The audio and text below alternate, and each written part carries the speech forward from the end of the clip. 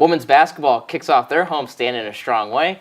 And bowling rolls into their second half of the season. All this and more coming up on the Penguin Rundown.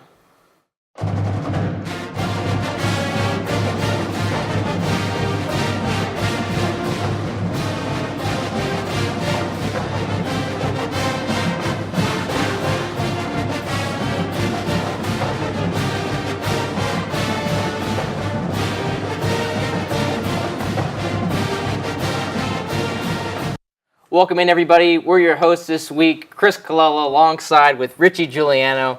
Richie, this is the first time I've had the privilege to host with you this semester. Yeah, that's been a part of your big internship you just had with the Pittsburgh Penguins in the fall. So, I hope everything went well there. And, it's great to have you back on this stage here. Thank you. I appreciate that. But I don't want to waste any more time. I want to get right back into it. So I believe you've got track and field for us. Yes. All right. Last Friday, the track and field team hosted the YSU College Invitational and had numerous athletes stand out. Senior Chad Zallo set the school and Watts facility records in the 60-meter dash with a time of 6.78 seconds. Another school record fell in women's triple jump when sophomore Chantel Fills jumped 12.28 meters, winning the event.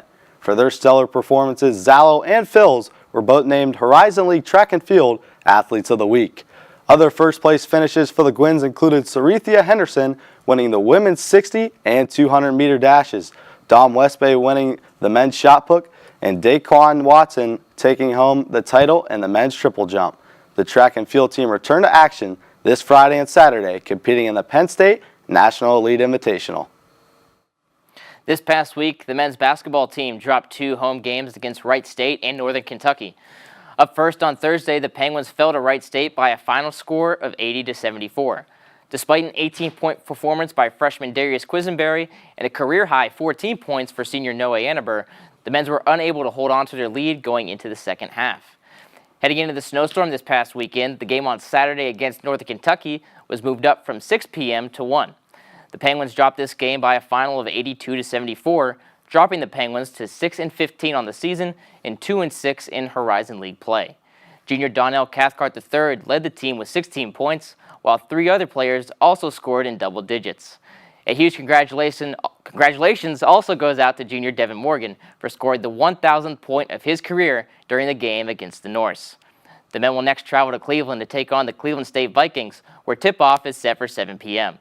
Fans can watch the game on ESPN Plus or listen in to 1420 a.m.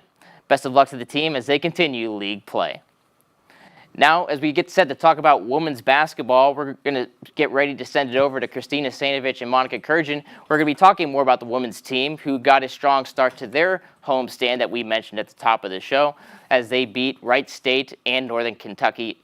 And we will kick it over to them for the roundtable right now. Thanks, Chris.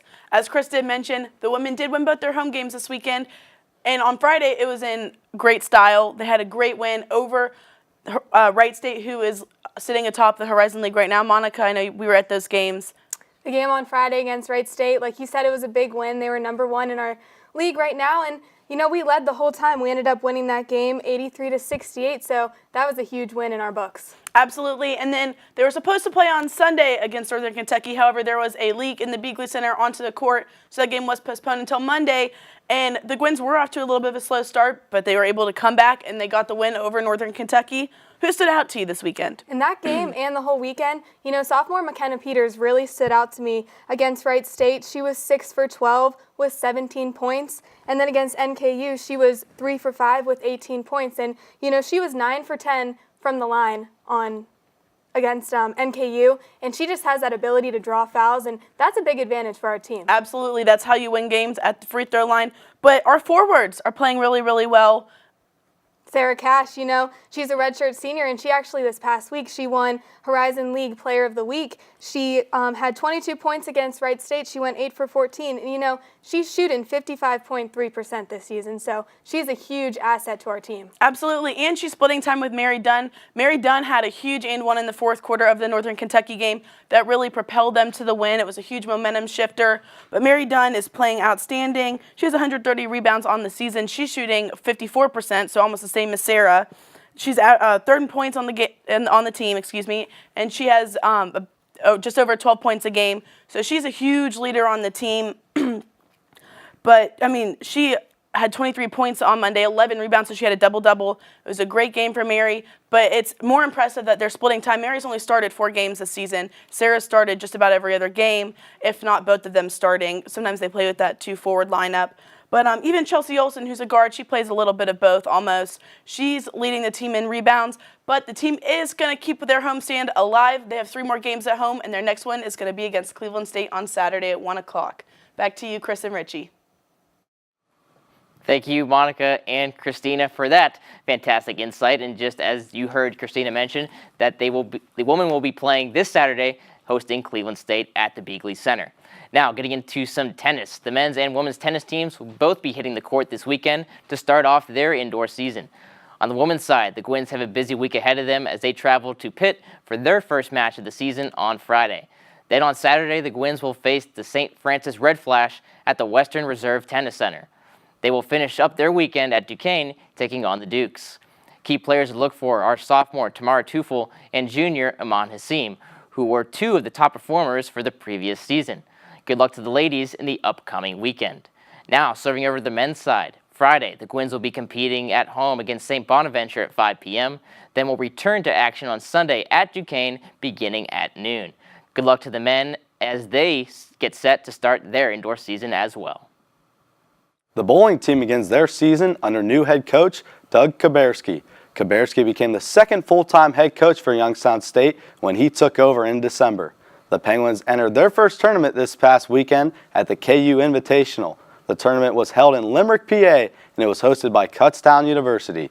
The Gwynns had its highest single match total in day 1, and then on the following day, they broke a school record going 5-0 for the first time in program history. The team would end up finishing 7th out of the 28 teams at the tournament.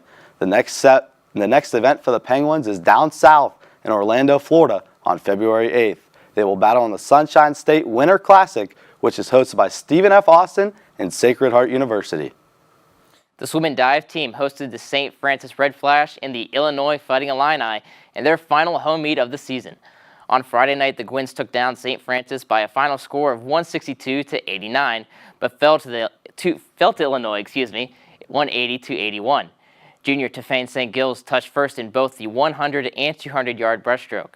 The women had 13 other top 5 finishes on the night. On Saturday, the Gwynns took on Illinois for Senior Day. The Penguins honored 4 seniors at the meet: Taylor Tofill, Haley Fisher, Sonny Sato, and Rachel Shipp.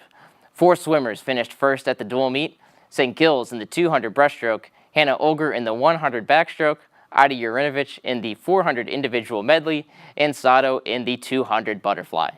Next weekend, the women swim at Ohio University against the Bobcats on Saturday. All right, guys, it's this week's Play of the Week, and we're going to send it over to Kelsey Norris, who has more for us. Thanks, guys. This week's play features sophomore Chelsea Olsen as she and the women's basketball team defeated Wright State last Friday. Let's take a look.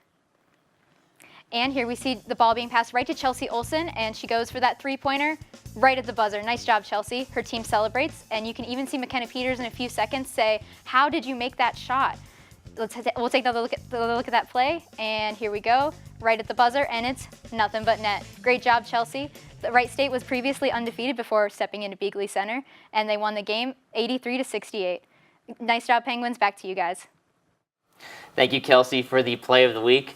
Well, Richie, that's about it. It's been a pleasure getting to host with you for the first time this semester, and I think a lot more to come as well. Yes, you as well. I'm Richie Giuliano, and I'm Chris Colella, and be sure for more news, highlights, and more, be sure to check out YSUsports.com, and also be sure to follow us on social media, on Twitter, Facebook, Instagram, and Snapchat at Penguin Rundown 1.